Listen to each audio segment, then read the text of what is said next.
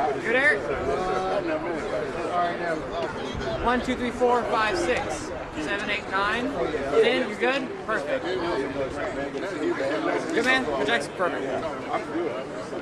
Les, how you doing? Yes, actually, that would be nice. I realized I need to do it too. Mic check, 1, 2, 3, 4, 5. Mic check. Yeah, it's a little low on my end, but I'll try. But I can hear it still. Turn up a little bit. Hey, sir. Doing great, sir. How you doing? Are we centering around you back here?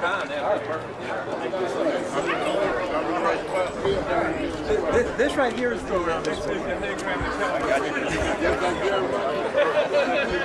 I don't know. I'm going to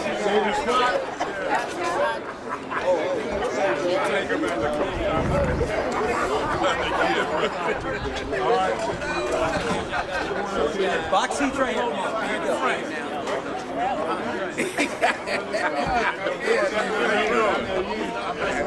Hey, sir.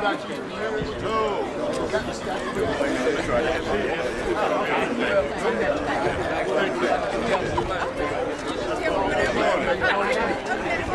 you doing?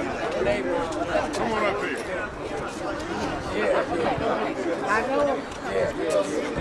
Yeah, it is fun. You got to tell me. Good to see you, sir. That's a good idea. But I didn't. I got a 69 all back there.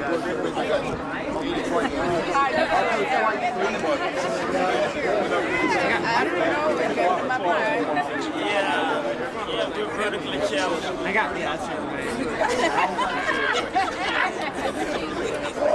I got 54 hands. One, I guess. Am I ready? Am I good? Am I good out there?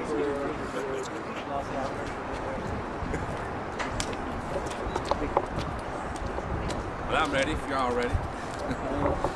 Good morning, everybody, and thank you for coming out this morning. I'm sorry the weather's not as warm as I thought it was going to be. We thought it was going to be around the 70s, but maybe we can tough it out. This won't last too long, probably no more than an hour and a half, and we'll be finished.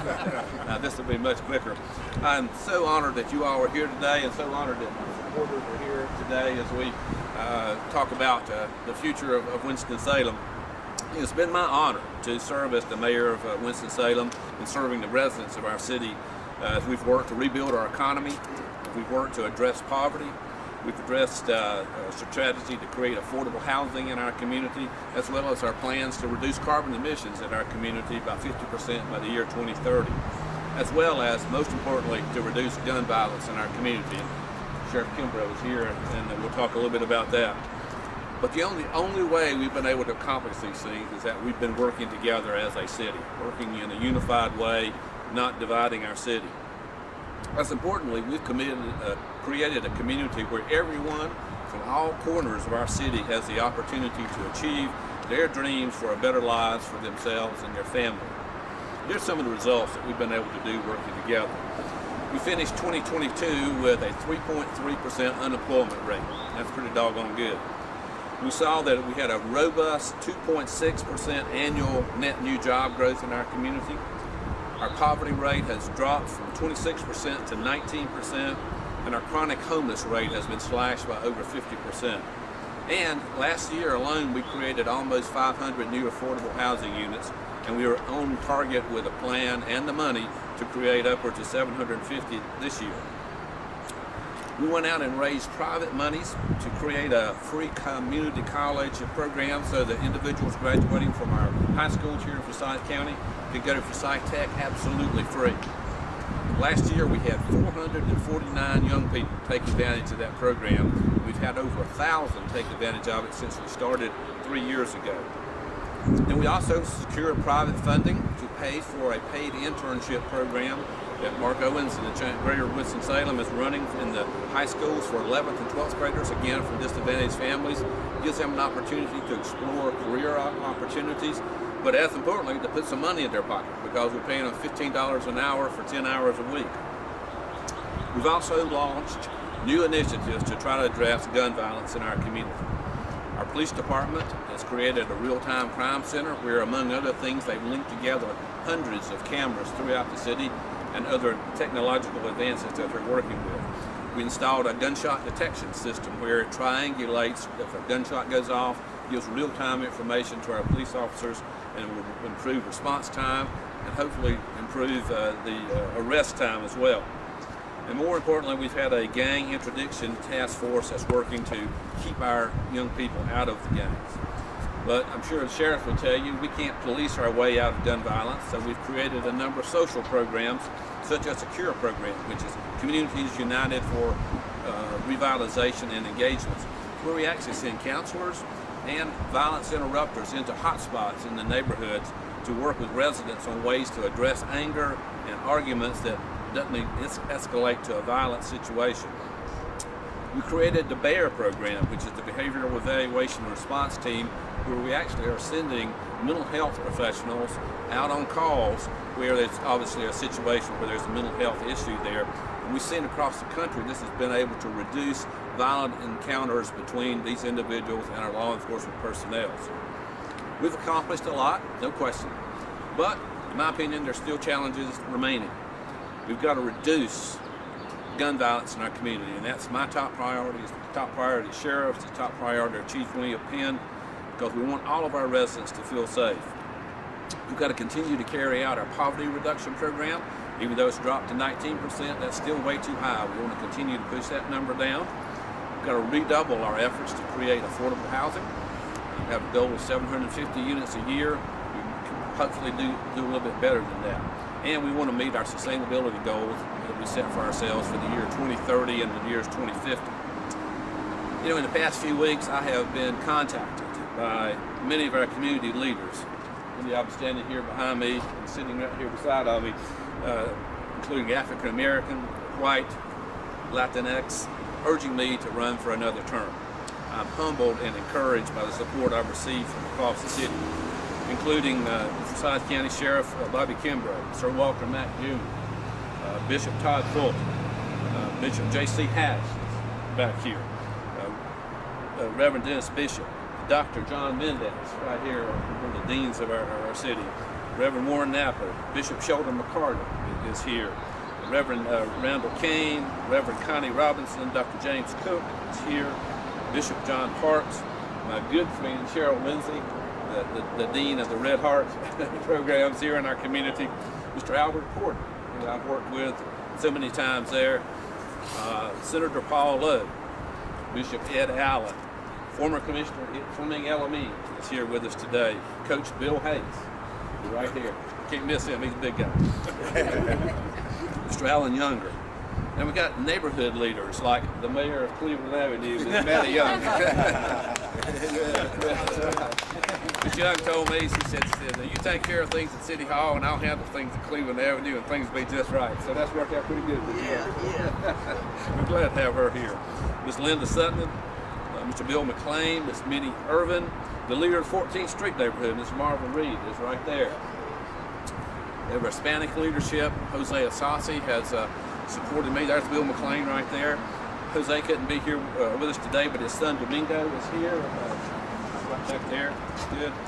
Reverend George Banks, Colonel Andrew Perkins, Reverend Kendall Jones, the Reverend Gloria Samuels, Bishop Barry Washington, and the Great Reverend Samuel Cornelius, who is here as well, right there. So, along with many, many others, as well as broad support in our business community as well. We're glad that Mark Owens is here from our greater Winston-Salem, along with Calvin Ray, that's with us there. I got to tell you, today I'm as excited about being your mayor as I was when I first ran.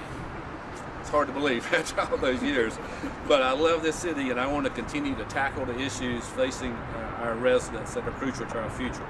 So that's why today I'm announcing that I will seek re-election for the mayor of the city of Winston-Salem in 2024.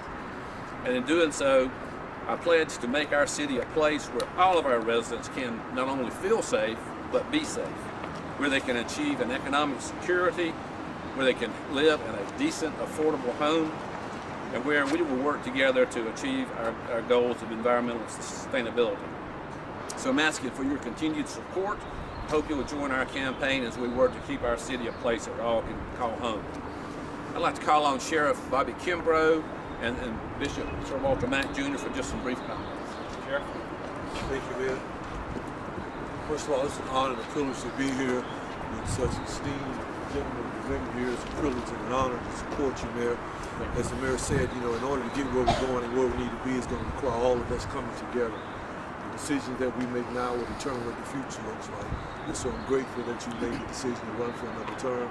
I support you and all the things that you spoke about as relates to curbing the gun violence. It's going to take a community effort, and that's what we're here to do, to support you as a community.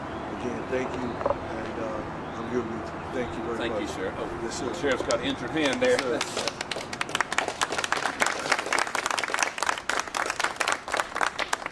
First, let me say good morning to each of you, and thank you, Mayor, for receiving this challenge to run again. I come today to represent this great body of clergy. We're here today not to stand as an endorsement from our churches. As you do know, there is a separation between church and state. But we come as citizens and as members of this community and as clergy in this community to say we stand with this mayor. There was a wise writer that once said that it's our decisions that make us, but it's a crisis that reveals us. This mayor led us through a crisis, this pandemic.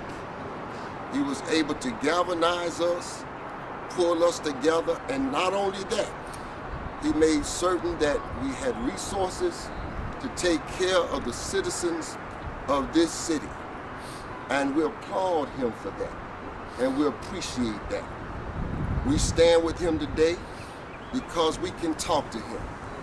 We can contact him. And if not, he himself will get back in touch with you. He will make sure that his staff, his office will get back in touch with you. That means something today. And so we have come to say to him that we are certainly happy that you have accepted our asking you to consider this run again. And I want you to know that us being here today is not against anyone else. It's for the mayor. And that's why we're here today. God bless you, and we're praying for your election. Thank you, Bishop. Greatly appreciate that. I think I may have forgotten to recognize my colleague, Mr. John Larson, who is here, a council member from the South Ward. John, great to have you here. And it's also Bill Rose is right here in the middle. He's my treasurer, which is the most important thing of the campaign almost. Make sure we stay out of trouble. So, again, thank you all for coming. I'm excited. Hope you'll join our campaign. And that's all. Planned remarks. Does anybody have a quick question? Yes, sir, Paul. Can you tell me, aside from your top priorities, the gun violence, can you tell me about some of your other priorities? For example, the economy of Winston-Salem. What's your priority for the rest of your term? Well, actually, right before the pandemic, our net new job starting rates basically was about 3.9%. We're about 2.6 now, so one of our goals is to get that back up to above 3%. That's a very healthy and encouraging thing. Other priorities, of course, we've got to create somewhere around 15,000 new housing units over the next 8 or 9 years. And we've got money set aside. We've got to create some additional dollars, private sector dollars, to make that happen. That's one of them. And then we're very committed to our sustainability goals, reducing carbon emissions by 50% by the year 2030 and 100% by the year 2050. So those are things that will keep us busy, I think, over the next several years. Other questions? Said it all then. Thank you all for coming. By the way, it's my daughter over here holding the sign up, and my son Tex.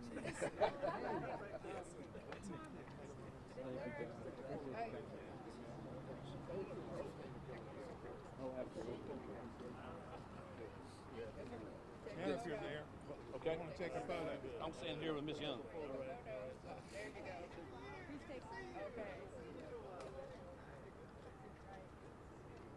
All right.